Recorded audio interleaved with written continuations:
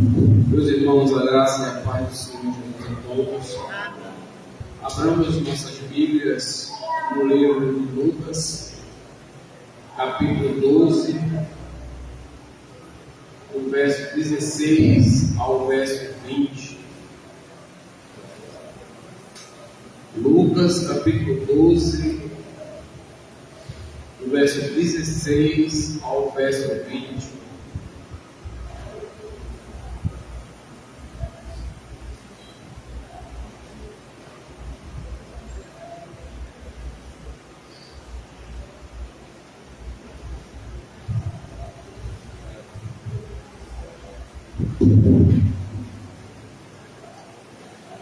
Diz assim a palavra de Deus: e propôs-lhes uma parábola, dizendo: a herdade de um homem rico tinha produzido com abundância, e ele arrazoava consigo mesmo, dizendo: que farei? Não tenho onde recolher os meus frutos. E disse: farei isto, derrubarei os meus celeiros e edificarei outros maiores, e ali recolherei todas as minhas novidades e os meus bens. E direi à minha alma, tens em depósitos muitos bens para muitos anos. Descansa, come, bebe e folga.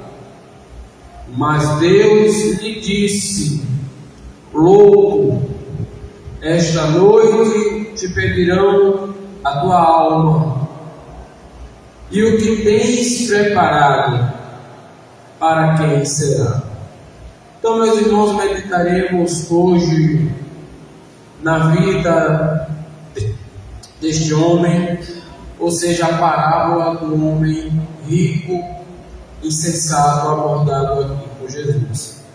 Então, quando analisamos, meus irmãos, esta parábola, vemos aqui no capítulo 12, a partir do verso 16, que Jesus, ele estava caminhando, e se nós analisarmos também no versículo, a partir do versículo 12 primeiro, a Bíblia vai dizer que seguia Jesus uma grande multidão, e a Bíblia diz que atropelavam uns aos outros,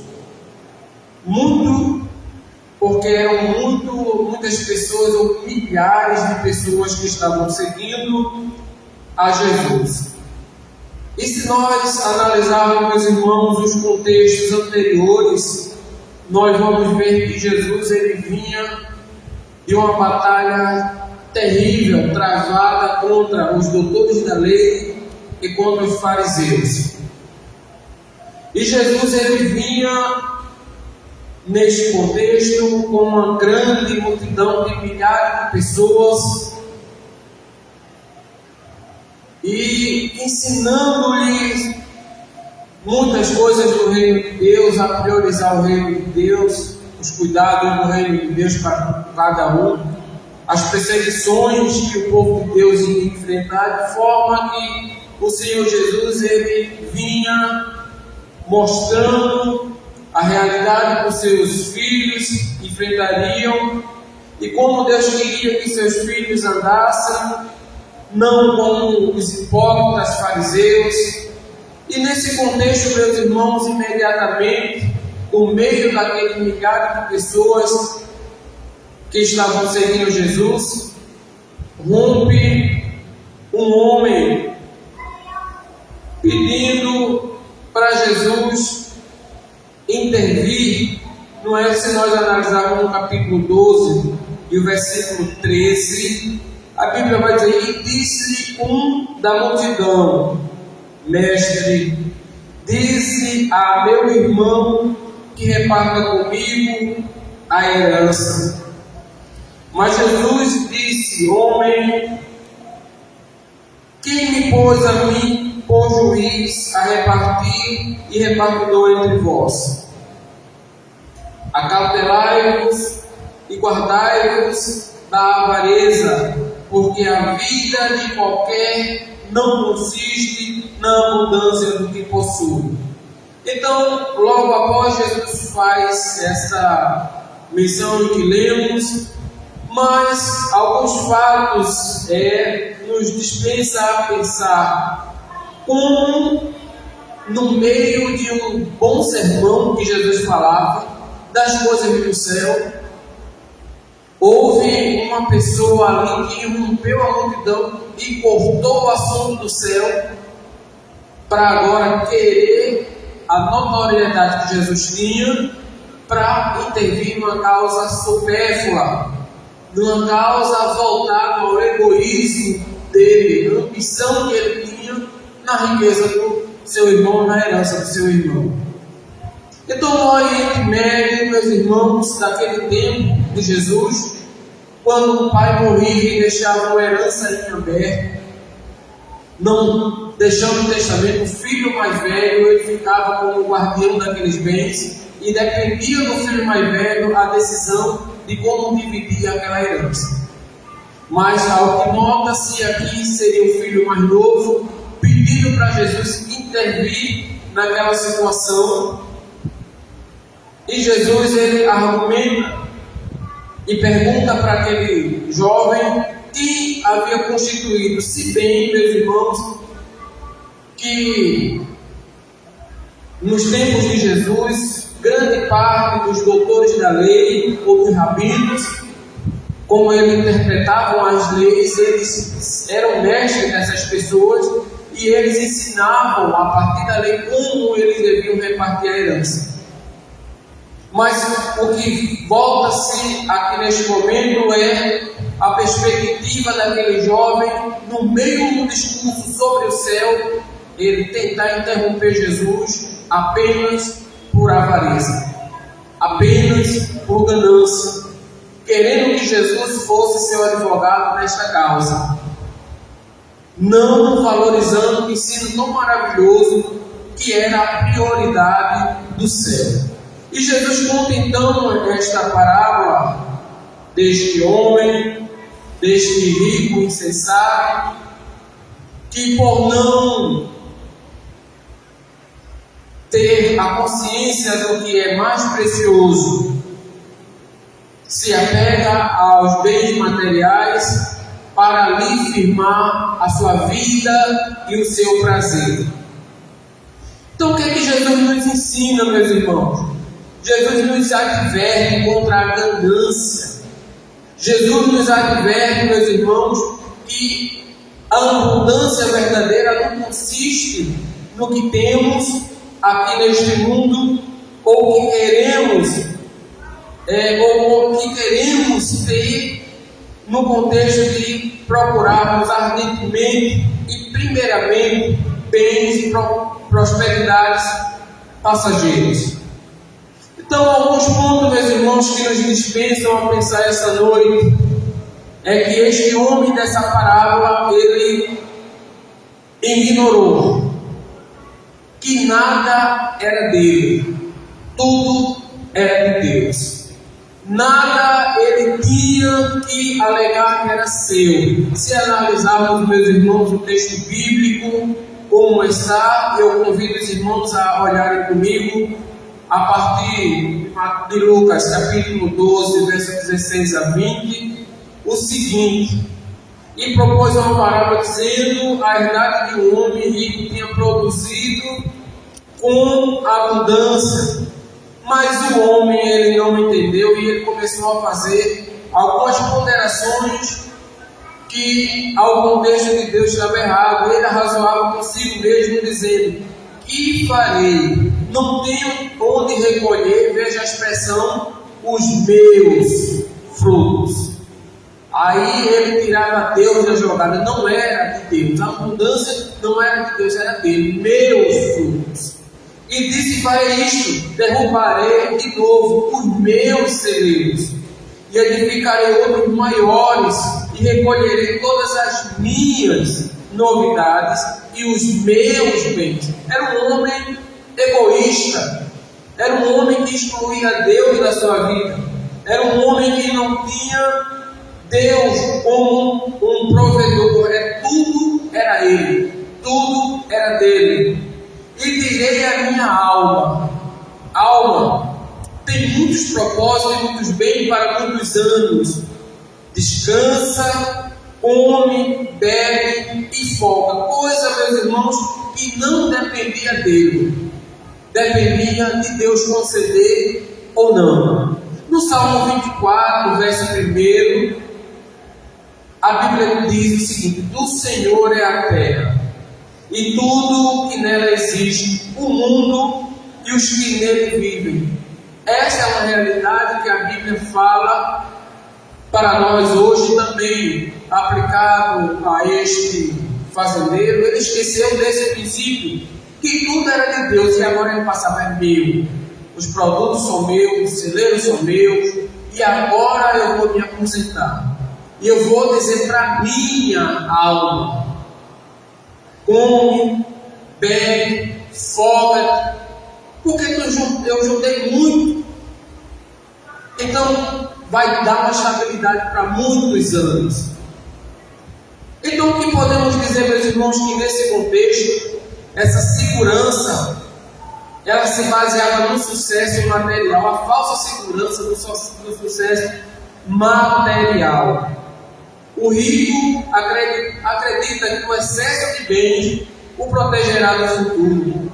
Ele ignora a sua dependência de Deus e coloca a sua segurança no material. E é assim, meus irmãos, que Jesus descreve a atitude deste fazendeiro, deste agricultor, desse rico. Ele acreditava que a sua estabilidade estava baseada naquilo que ele possuía, naquilo que ele tinha. Mas é um contraste, meus irmãos, quando analisamos a luz das Escrituras, a partir de Provérbios capítulo 18 e o verso 11.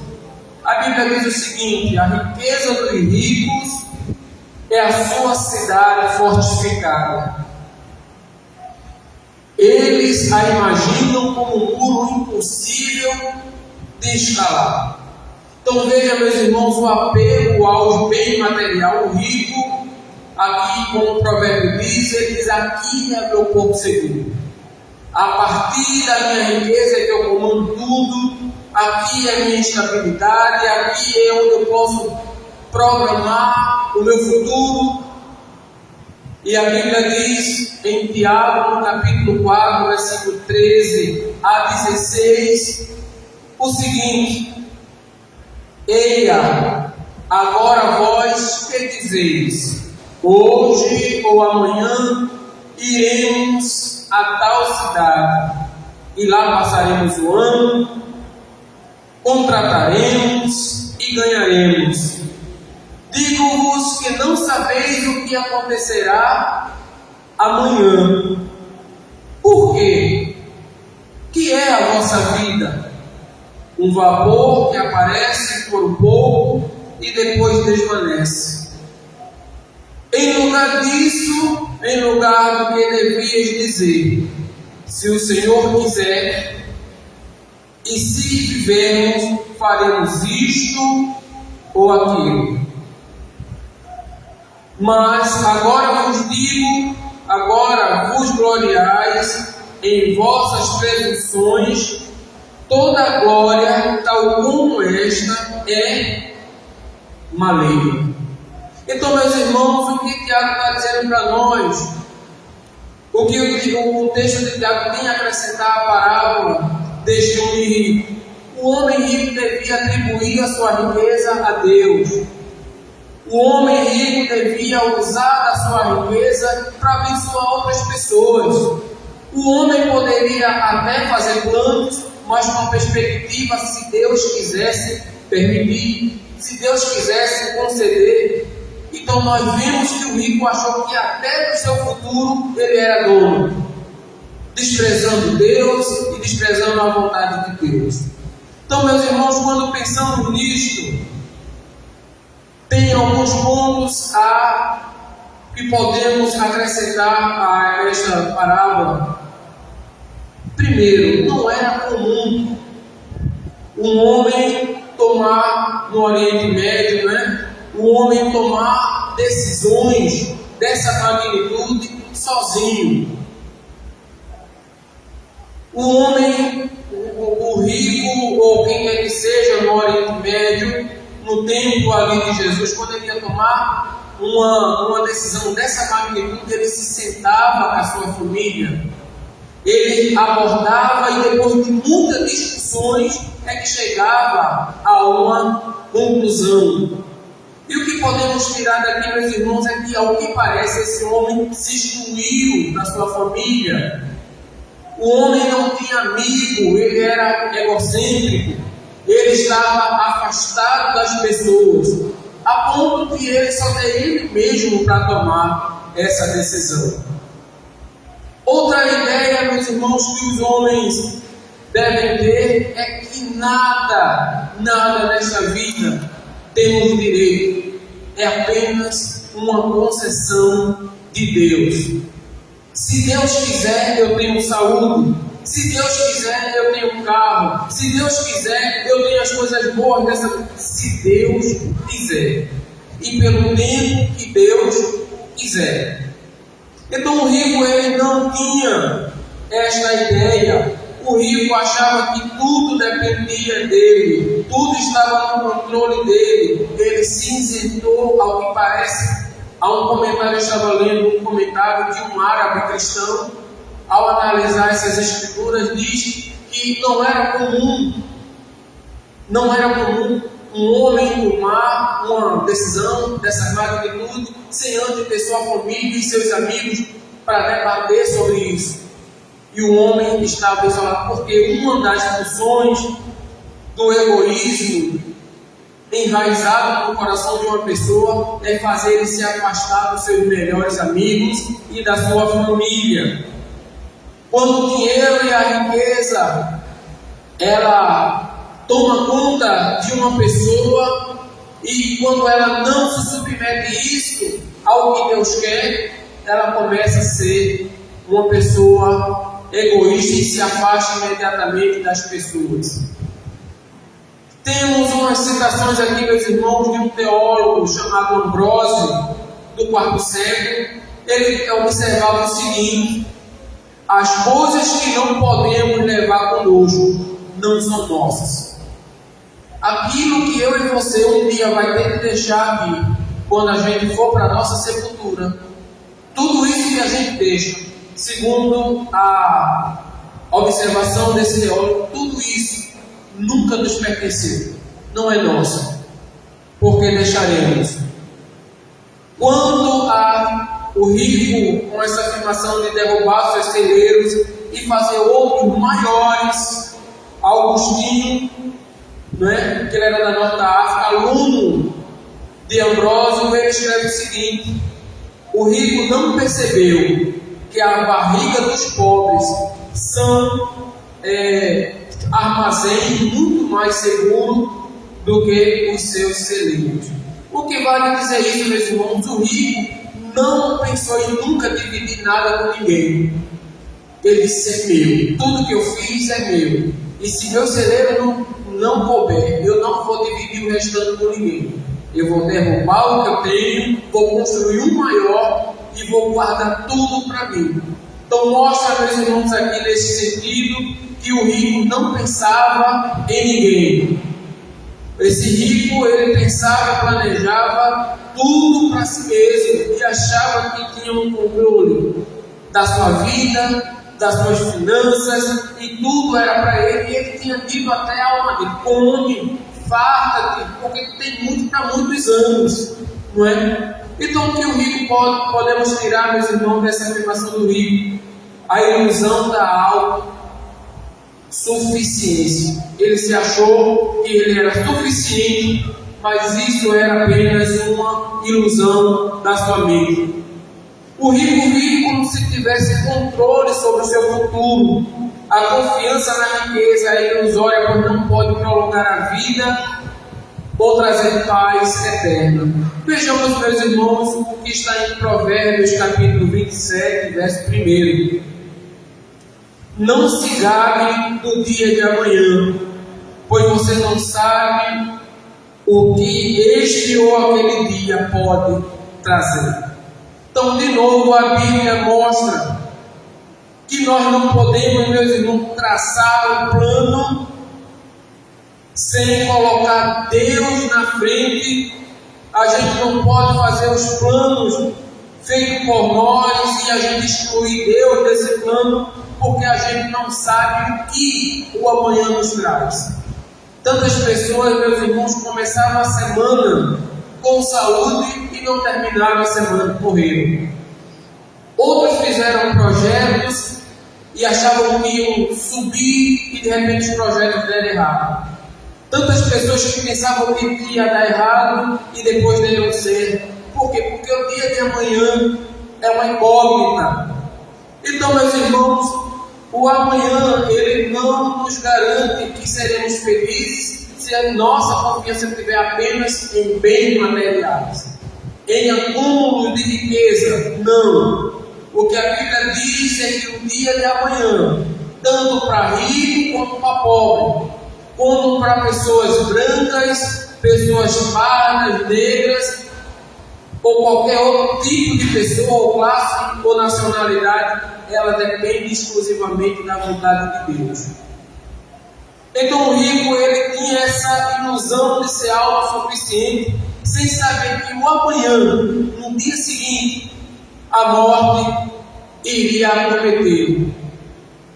E mostra, meus irmãos, que assim como aquele rico, muitas pessoas também são acometidos do inesperado. Estou com saúde, estou com paz, está tudo certo, e de repente ouve-se um grito. Alguém clama: o que tu tens preparado?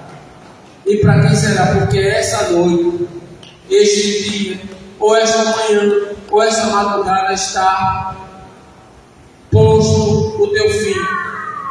Então, meus irmãos, Deus interrompe os planos daquele homem rico e Deus mostra a sua fragilidade. A sua vida humana por si só é pequena, como um vapor que desaparecia.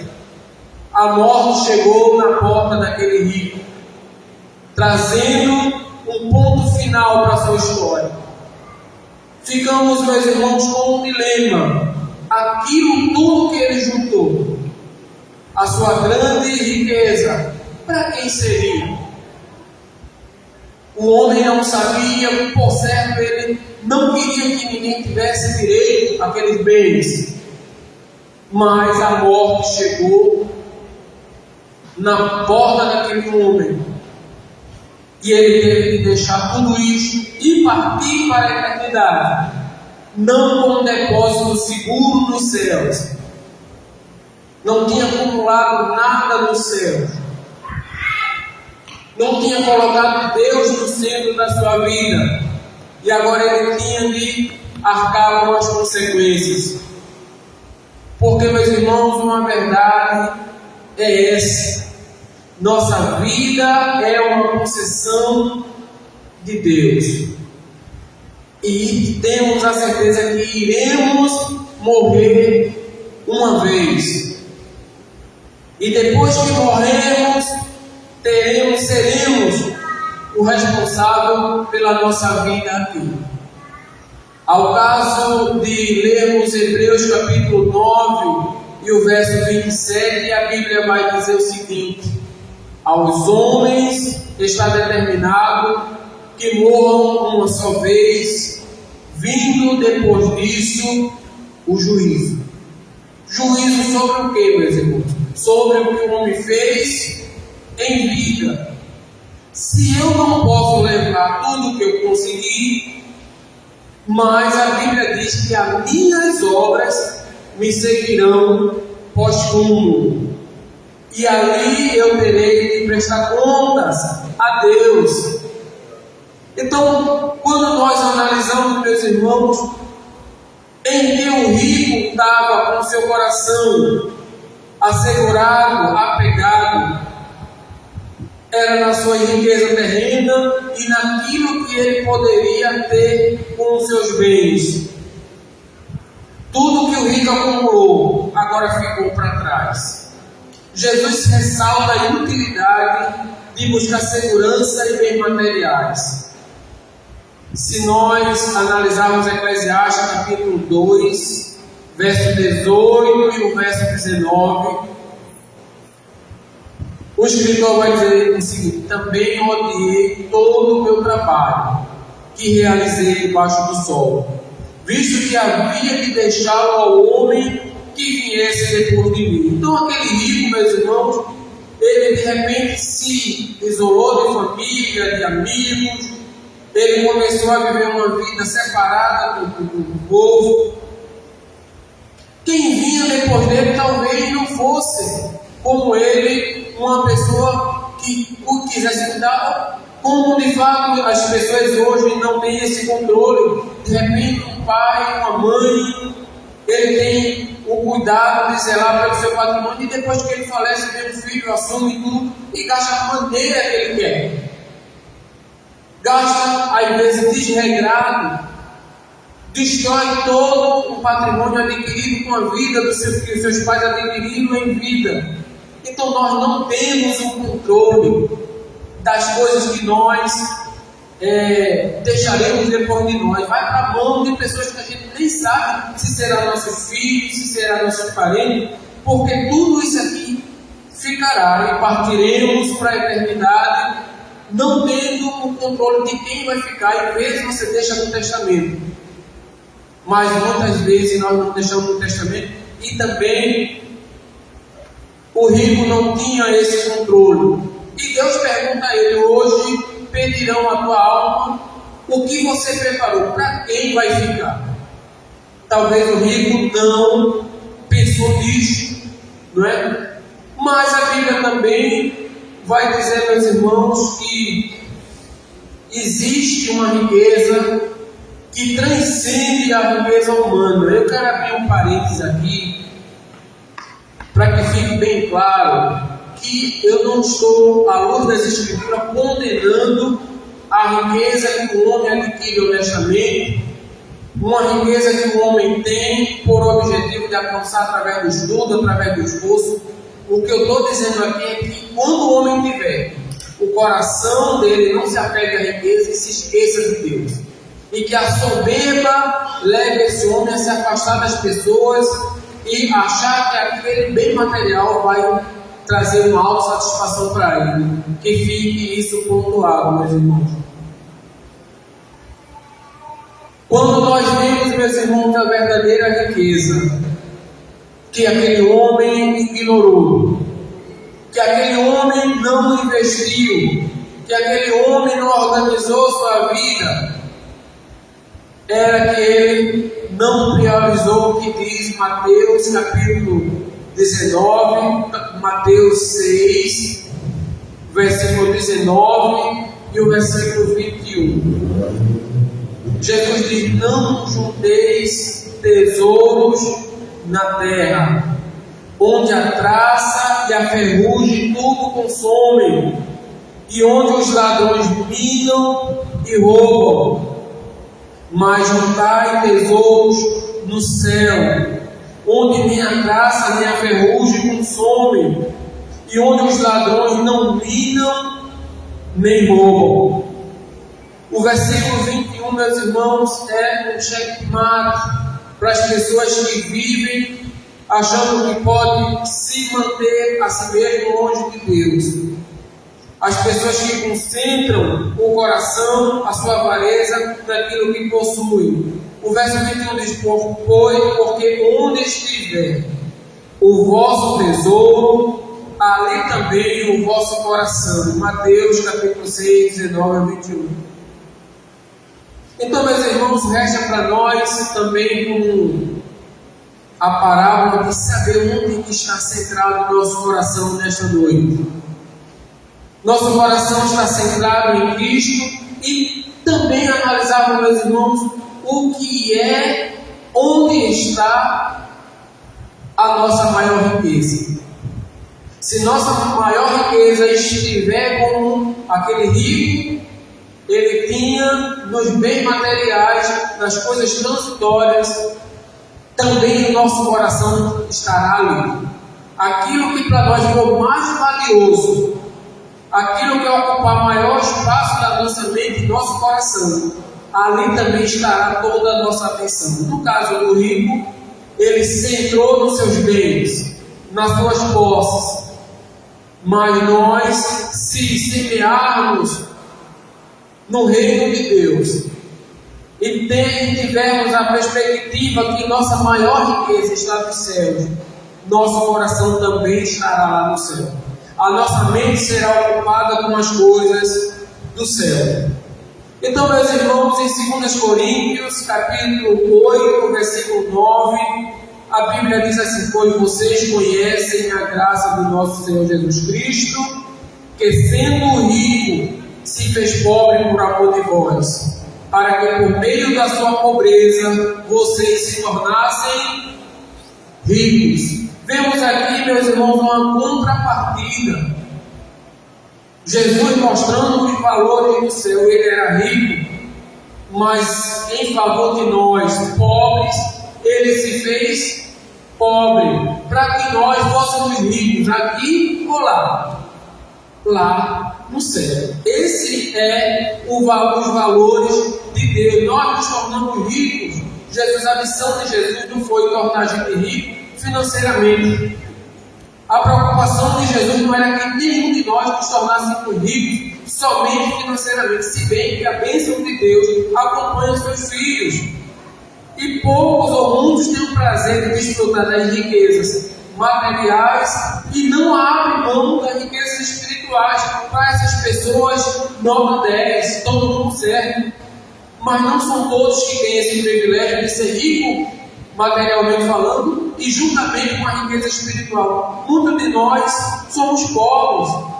E pobres aqui no sentido também de coisas espirituais. E Cristo veio nos enriquecer, de forma que os ricos que têm posses materiais e espirituais, nós não ficamos inferior a Ele quando se refere aos bens lá no céu. Somos igualados por Cristo. Ele nos fez ricos.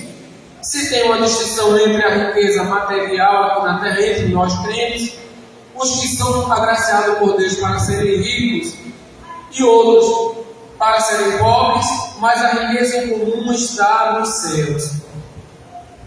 Também, meus irmãos, isso nos desperta uma responsabilidade do que você está fazendo com aquilo que você possui ou com o conhecimento que Deus te deu para que você administre as coisas deste mundo para Deus. Vejamos o que diz Romanos capítulo 14, o verso 12.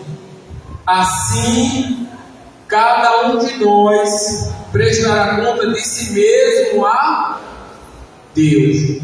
Então, pai não vai responder pelo filho. O filho, por mais que ame seus pais, não vai responder pelos pais. A Bíblia diz que cada um de nós, individualmente, prestaremos conta a Deus pelo que fazemos, pelo que nós estamos trilhando, sobre como está nosso coração e no que está apegado.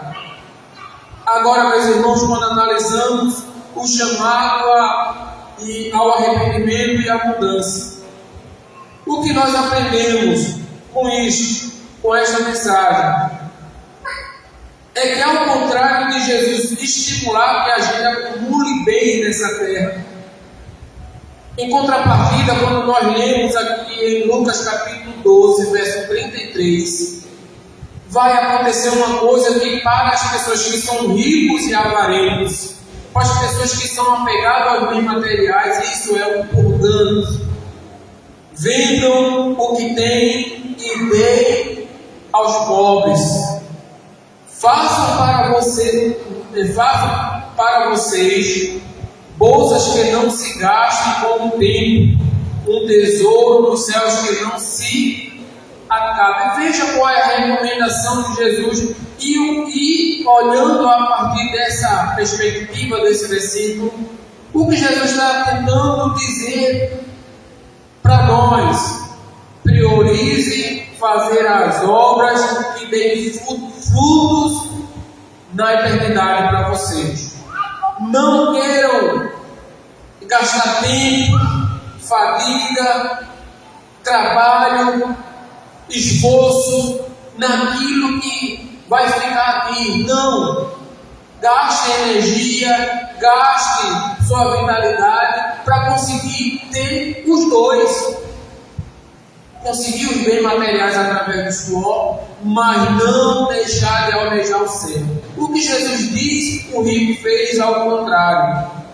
O rico disse: eu vou derrubar o meu celeiro e vou fazer outro maior para guardar a minha produção. E Jesus disse: não, vocês devem vender e dar aos pobres. O rico ignorou esta verdade.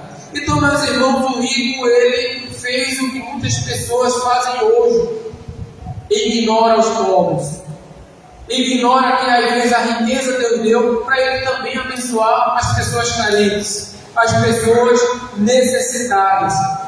Porque, meus irmãos, toda a lei se resume em uma verdade: amarás ao teu Deus de todo o teu entendimento, de toda a tua alma, de todo o coração, de todas as tuas forças. E um mandamento semelhante a esse é amar ao teu próximo como a ti mesmo. E esse ponto, o rico nem amava a Deus, nem amava ao pobre. De forma que o rico, ele foi surpreendido, porque foi pego de surpresa. A morte, ela interveio. A morte chegou ao rico e agora ele tinha de partir, porque o rico não considerou que a vida é uma concessão de Deus. Nós não temos direito de exigir 15 minutos de existência. Se Deus conceder 15 minutos de existência, é uma concessão divina. E também nós não temos direito, quando chegamos a 85 anos, 90 anos de idade, dizer: eu cheguei aqui porque eu mereci. Não. Porque tudo isso é uma concessão de Deus. É uma dádiva de Deus.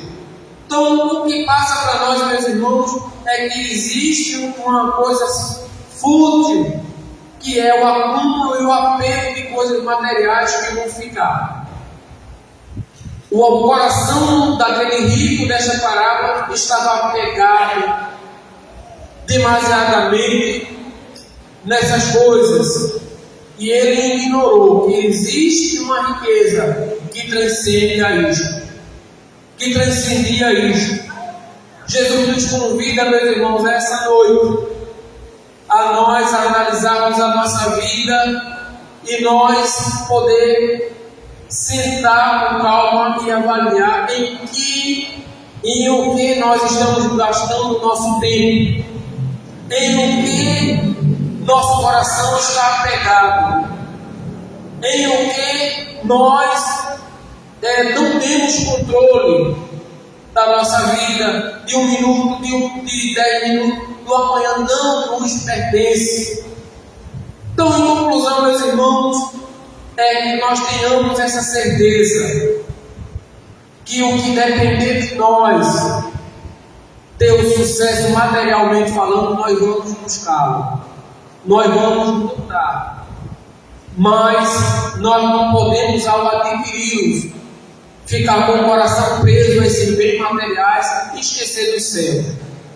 Então, o que eu vejo hoje, meus irmãos, é a preocupação de muitas pessoas quererem enricarem, ir atrás de igrejas que prometam prosperidade, ir atrás de igrejas que prometam a ele uma estabilidade terrena, e o coração dessas pessoas se apegam a isso, se afligem a isso, e ignora que nós somos finitos, ignora que nossa vida é como um vapor que está ali na plantinha e quando o sol bate, ela se some.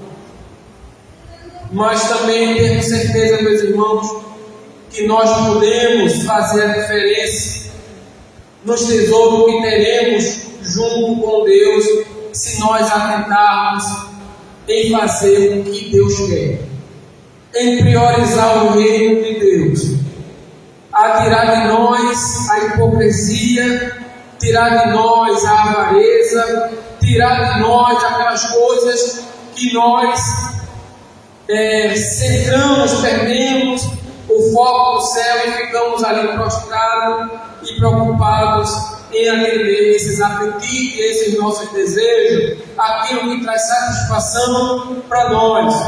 O que aprendemos nessa parábola, meus irmãos, é que nesse caminho que Jesus anda e que nesse caminho que Ele nos conduz, a prioridade de cada um de nós é saber o que Deus quer de nós e andarmos no caminho que Deus escolheu para nós, sem tirar nosso foco para as coisas dessa vida tão somente, e que nós possamos anelar em ter um depósito no céu.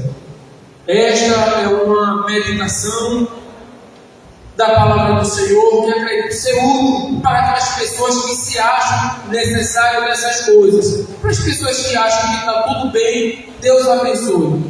Que Deus abra os olhos enquanto existe tempo. Amém? Que Deus abençoe a todos.